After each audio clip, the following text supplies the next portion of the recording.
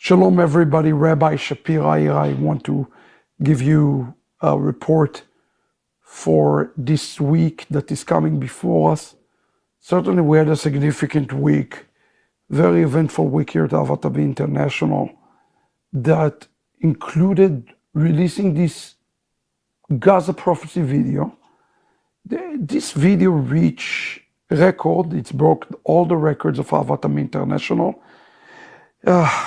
Goodness, it's reached over 150,000 views in dozen languages, and it's continued to grow. I want to remind you something because I'm seeing a lot of comments online specifically that are quite anti-Semitic from Christians. I see two things that I like to talk about for a moment. First of all, I am thankful for any engagement, positive or negative. We are very thankful for that, without a doubt. With that being said, though, this is something that Christians must learn. And I think that's the one thing that I want to tell Christians today, that you have to learn. I have received, I'm not joking with you, thousands of emails.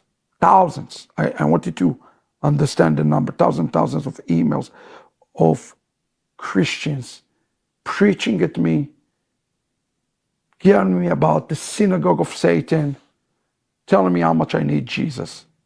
So first of all, let me clarify something, especially to Christians. I am Jewish Israeli, and I do believe in Yeshua as Mashiach ben Yosef. It is not the same Jesus that Christians following today. I'm not going to get to the reason what I mean by that. If you're interested, read The Return of the Kosher Pig, read the Rivka Remnant. However, I do believe that Yeshua of Nazareth is Mashiach ben Yosef. I'm not denying it. I am not hiding behind it. I'm not deceptive about this. This is my personal faith. However, what I cannot accept is Christians who are so proud and arrogant that they actually think that they have the right Jesus. You know, I want to tell you something. And I want to tell you a story that happened to me in Canada, maybe about 11, 12 years ago. I was doing a debate, a dialogue with a leading anti-missionary organization about the messiahship of Yeshua. And I was doing very well. The rabbi got up and he said to me, let's pretend that Jesus, this Jesus of yours, or the Yeshua of yours, is the Messiah. It's 4 o'clock on Friday. Where is he going to go in 2 hours when Shabbos is coming? Is he going to come daven with us for Shabbat, or is he going to go to the Sunday church? That's all what I wanted to know. The point that was made is an important point. Yeshua is a Jew. I want everybody to understand what I'm saying. Not a regular Jew. He was a Pharisee, Pharisaic Jew. As you know, I'm about to release the Jewish DNA of Romans 11. Shaul was a Jew. Shaul was a Pharisee. They were not a Karaite Jews, and they did not reject the oral Torah. They did not reject Judaism, none of them. They were very good Jews. And if anybody take the position against Torah, against the oral Torah, against Pharisaic Judaism, in essence, they reject the core of who is Yeshua, and they replace him with another one. You know, we speak so much about replacement theology. Let me give you another definition for replacement theology that I want you to consider.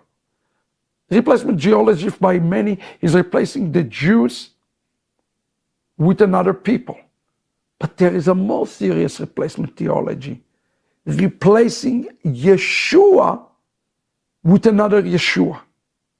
Like the Torah says, the voice is the voice of Yaakov, and the hand is the hand of Esau. Replacing him with another Yeshua. This is the chief sin of the church for the last 2,000 years. They replaced him, and like a chisel, slowly, with one Yeshua to another Yeshua. And you should read about this. I wrote a lot about this. Like the books, like the Return of the Kosher Pig, the Rivka Remnant, the Besorah according to COVID-19, and so forth. We must be careful to stop replacing him with another Yeshua. This is the key. And how do we do it? We do it by returning to the foundation. People write to me in arrogance, you don't know the book of Revelation. You don't know this. Listen to what I'm telling you. The basis for all scriptures have to start with the Torah. Why? Because it says so, even in the Brit HaChadasha, that the basis and foundation is Torah. ולא קם נביא בישראל כמשה. And not a reasonable prophet in Israel is Moshe. Period. When Yeshua started, he started with Moshe. And so are we. Number one, I want to tell Christians who are watching us now, do not boast against the Jewish people. The pride and the arrogance and the anti-Semitism by lovers of Jesus must stop. The amount of anti-Semitic rhetoric that we are seeing is stunning. Number two, pride and arrogance. Paul, or in Hebrew his name is Shaul, in Romans 11, warn us, do not boast against the natural branch. Friends, soon enough I will release to you a book that is going to challenge all what you think you knew about Shaul.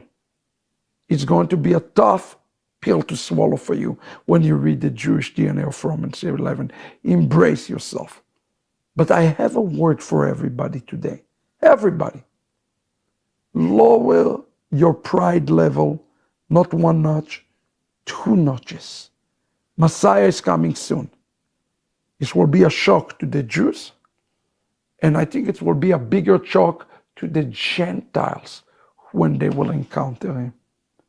Today I spent all day here in New York City looking at the exhibit of Christianity. The pictures of Jesus, this Jesus, that Jesus, this, and so forth. Italian Jesus, the Spanish Jesus, the Roman Jesus, the Byzantine Jesus. I've met them all today. And I want to tell you, we have replaced him. And this replacement theology is dangerous. So I want to challenge us today with a real challenge. Please, humble yourself, especially to the Christians I speak it today, in love. Do not boast against the Jew. And to the Jew I will say, you also need to understand that we as Jews also replaced him with the klippah of what Christianity dished to us the last 2,000 years. If we're willing to humble ourselves, both groups, without a doubt, we're going to find the correct Jewish Messiah. This is the call, and this is the vision of Ahavat Ami organization. It's a reconciliation. And we're reconciling him all over the world. In the book of Yirmiyahu, chapter 10, verse 7, he says, he has to be Melech HaGoyim. In essence, the reconciliation has to happen with the Goyim. And as it's happened with the Goyim, he will become the king of the Jews. May it happen speedily. My face is not important. As you see, it's dark. I want you to listen in darkness. Mashiach is returning. We have to reveal him and his countenance as Sar Panim, Malach Panim, the real pig face of the God of Israel.